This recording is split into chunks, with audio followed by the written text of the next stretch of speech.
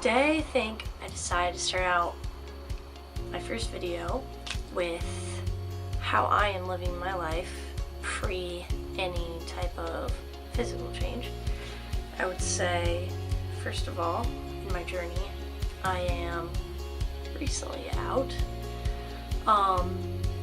but I would say this is definitely a journey, and I'm hoping to use this as kind of like a little bit of like a video diary about my path and kind of how I decide to move forward. So I am FTM, female to male. I'm pretty much everything. I am out to my family and close friends and whoever's watching this. Let's see. I think the huge thing is that I have started kind of being more vocal about pronouns. I think that's a huge first step. Just being super honest about like what you want, what do you want to be called, what you want other people to refer to you as, would that be a different name? And I think a huge thing is just like not being afraid to be like, hey, when you call me like girl, that makes me kind of uncomfy. Like if you refer to me as like dude, that'd be way better. That's a super easy way of just being like, yo, gender neutral pronouns, but like actually myself, I go by he, him. Some of the ways that I've kind of developed that make me feel a lot more comfortable with myself and my journey regardless of how other people view me is trying to make small changes.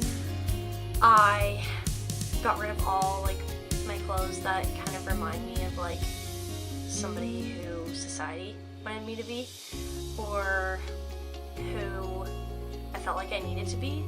So that was like dresses and skirts and high-waisted shorts and all those clothes that I'd wear to kind of fit in with the girls around me, but I never really felt like comfortable in.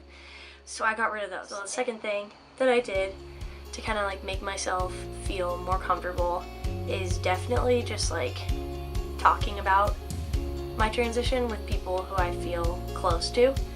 I think that's a huge one, and just kind of communicating like, hey, you know, like this is the challenges I'm going through, or like, I don't know, I'm really lucky that I live in a house with like 2 gay guys and somebody who identifies as bi, and like I'm very, very blessed by the 3 of them, and just like how supportive they are. And I get it, like there's so many of you guys out there that don't have that amazing support system, but like even finding somebody online to talk to or like a therapist is so helpful for somebody just to hear you and validate you and call you by your preferred name and your preferred pronouns. Like that makes a world of difference. In my heart, I always felt like this is who I am and who I'm supposed to be, and so surrounding myself with people that like affirm that identity